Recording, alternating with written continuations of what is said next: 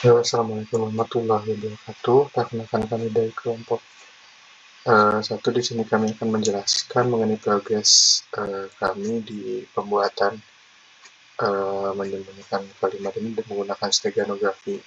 Nah, pada minggu sebelumnya kami itu sudah membuat file codingannya dalam bahasa Python, dan untuk GUI-nya kami akan menggunakan Tinka. Untuk penjelasan apa itu Tinka dan bagaimana library-nya akan dilanjutkan oleh Evan Hadi dan Pak Hanitzki. Baik, terima kasih Imam. Jadi Python sendiri bukan hanya digunakan untuk beranalisis AI, machine learning, nah tapi juga sangat powerful gitu untuk membuat aplikasi dengan Python berbasis graphical user interface. Jadi di antara banyaknya library Python yang powerful juga, kita dapat mudah gitu pekerjaan. Ada satu library yang dapat digunakan untuk mendevelop aplikasi berbasis GUI gitu, yaitu yang kita gunakan itu Tkinter.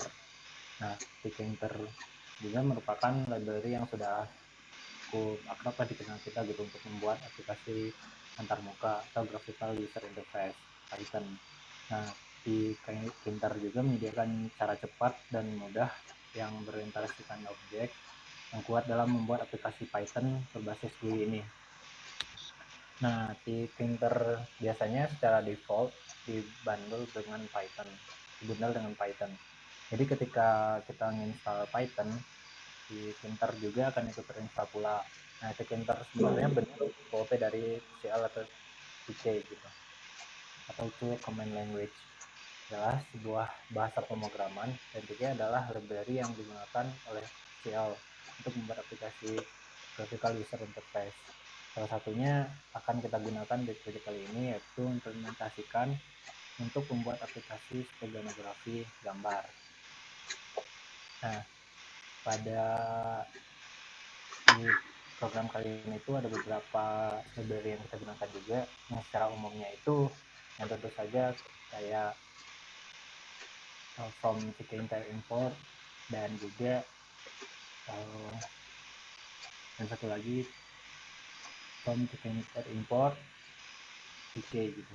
Nah, jadi sebenarnya ini tuh di perpustakaan Python-nya sendiri, ini di dalam filenya, di dalam foldernya itu bukan dalam bentuk .py gitu. Jadi ketika kita mengimpor barang gitu kan, hal yang ini tuh terpisah. Jadi kayak perpustakaannya itu yang antara form Tkinter import dan yang satu lagi TP-nya itu tuh terpisah gitu. Jadi karena itu kita memakainya dua-dua untuk mengimpor sesuatu dari modul yang berbeda. Dan juga dialog filenya juga pada program kali ini tuh berguna untuk membuka atau menyimpan file directory gitu. Mungkin untuk yang terakhir itu yang umumnya itu ya gitu, adalah library open source tambahan untuk Python. Juga fungsi utamanya itu adalah untuk memanipulasi file gambar. Nah, untuk penjelasan lebih detail dari library yang digunakan pada program ini akan dijelaskan oleh Farhan.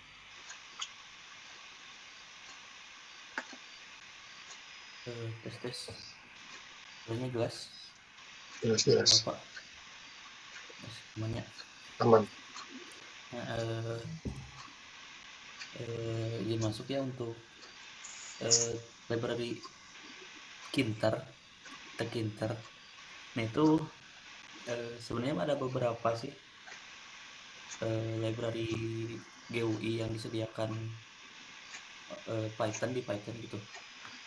Tapi di sini sebelum kita bikin project ini tuh ada dua pilihan sebenarnya, antara yang Tkinter ini yang sedang dipakai sekarang. Yang kedua itu ada Django. Nah, sebenarnya dua library ini beda ya.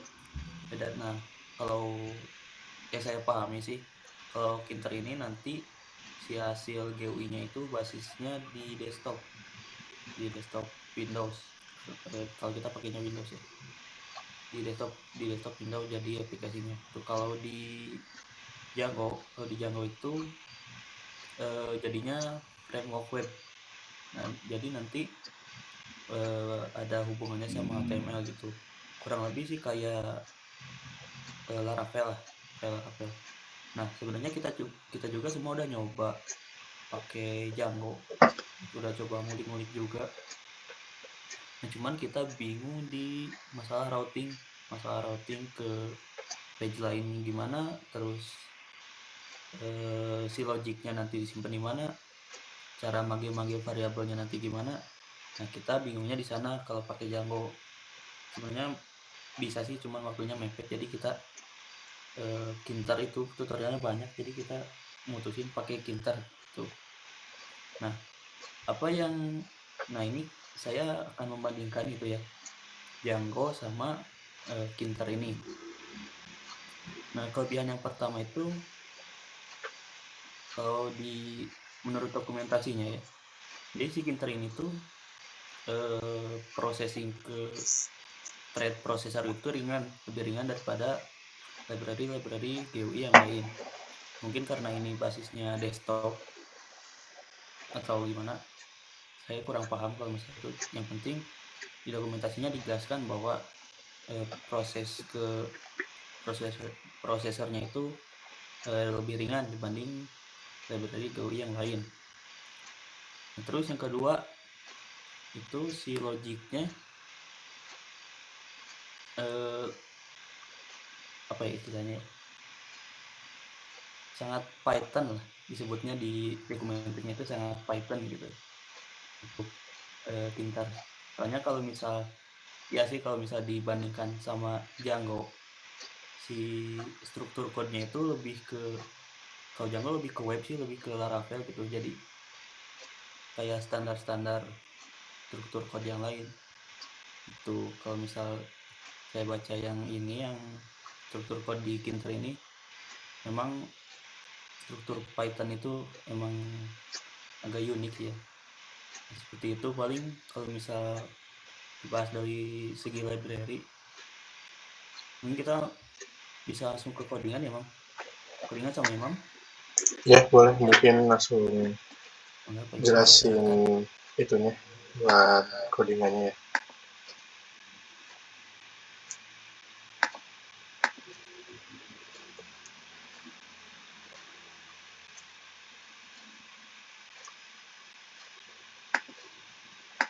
Nah, sebenarnya buat codingannya itu kan karena kita di minggu sebelumnya udah jelasin mengenai gimana proses encoding dan decoding untuk menggunakan stereografi di bahasa Python ini. Mungkin buat sekarang tuh lebih difokuskan di mana penggunaan tingkahnya itu. Nah, pertama udah pasti kita seperti yang dijelaskan tadi juga, kita bakalan import dulu beberapa label yang dibutuhkan, mulai dari di sini tentu buat image dan juga message box di sini tuh berfungsi nanti buat notifikasi. Nah, pertama itu buat di sini ada kelas steganography buat main function-nya. Ini tuh adalah halaman pertama nantinya tuh. Ketika kita buka atau running aplikasinya, nanti pertama akan ada muncul title di frame itu image steganography dengan ukuran frame itu 375x812. Di sini saya menyesuaikan dengan ukuran Android large. Nah, untuk kemudian setelah itu akan ada pilihan dalam bentuk button encode atau decode. Nah, ketika kita milih encode, nanti akan diarahkan ke frame 1 encode. Sedangkan yang decode ini akan diarahkan ke frame 1 decode. Nah, untuk pembahasan sendiri itu ada di frame decode yang tadi ketika kita milih button yang decode, maka akan masuk ke frame 1 decode. Nah, frame 1 decode ini tuh di sini nanti kita akan pilih gambar untuk di decode, yang artinya gambar tersebut setelah menyembunyikan sebuah kalimat atau telah di encode.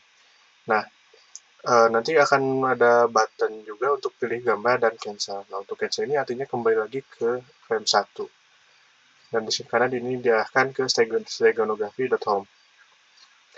Nah, apabila kita telah pilih gambar, maka dan pilihan gambarnya itu nanti akan masuk ke frame 2 yang decode.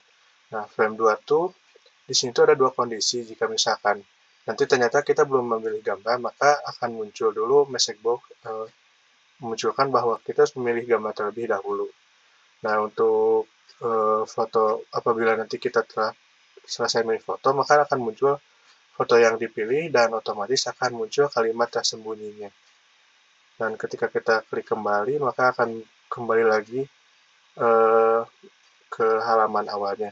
Nah, di decode ini juga ada info gambar. Info gambarnya di sini tuh ada beberapa ya, seperti nah di sini ada gambar asli, terus ukuran gambarnya berapa, panjang, lebarnya berapa, dan masih dekodenya dengan ukuran gambar, panjang, dan lebarnya. Nah, untuk encode-nya, tadi kan setelah tadi penjelasan yang decode, maka ini selanjutnya frame encode yang frame 1 underscore encode. Di sini sama untuk ya menunya. Pertama ada pilih gambar dan kembali. Nah, untuk di sini juga kalau kita nanti pilih gambar, masuknya ke frame 2 underscore encode. Nah, di frame 2 ini tuh ada dua kondisi, yaitu notifikasi jika belum memilih gambar dan halaman jika gambar telah dipilih. Nah, jika telah dipilih itu nanti kita akan mendapatkan sebuah frame yang berisikan gambar, kemudian nanti akan diperintahkan untuk memasukkan pesan yang akan disembunyikan. Nah, jika sudah, nanti akan muncul juga foto ini akan disimpan dalam nama apa, ya sama logiknya seperti pada pertemuan di minggu sebelumnya. Cuma di sini bedanya karena di komen itu kita tuh hanya bisa di PNG. Nah, di sini ada perbaikan, kita bisa PNG, JPG, dan JPG. Nah, untuk fungsi encode steganografinya sama seperti yang tadi dijelaskan di minggu kemarin. Hanya saja bedanya ini disatukan dalam satu file .python yang dibalut dengan Tinker. Nah, mungkin kita langsung coba saja. Mungkin untuk cobanya nanti bisa langsung dipandu oleh Muhammad Farhan Fadil Umar. Oke, pada tahap terakhir ini tidak bukan atau uji coba atau demonstrasi. Dan dicoba dengan Imam. Ya, siap.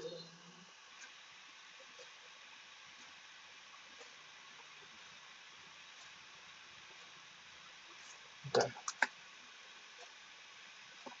Aliran akan masuk halaman pertama adalah halaman itu. Di sini ada dua fungsi utama, yaitu encode dan decode.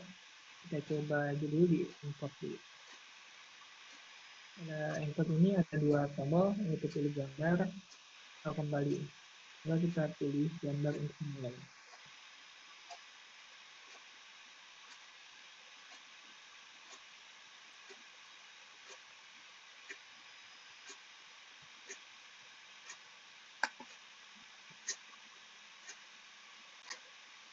Jika sudah memilih gambar, akan tampil gambarnya dan akan tampil box yang berupa pesan yang ingin di encode. Jika sudah diisi, lalu klik encode. Nah, muncul kolom save jadi pakai nama yang berbeda dengan sebelumnya.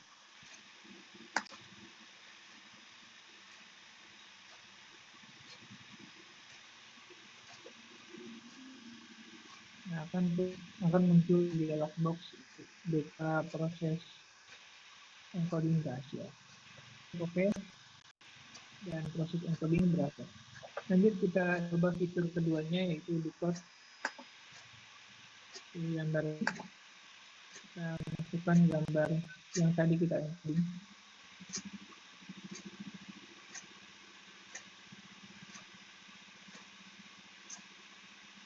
Setelah dimasukkan akan muncul gambarnya, lalu pesan tersembunyi yang kita akan tadi.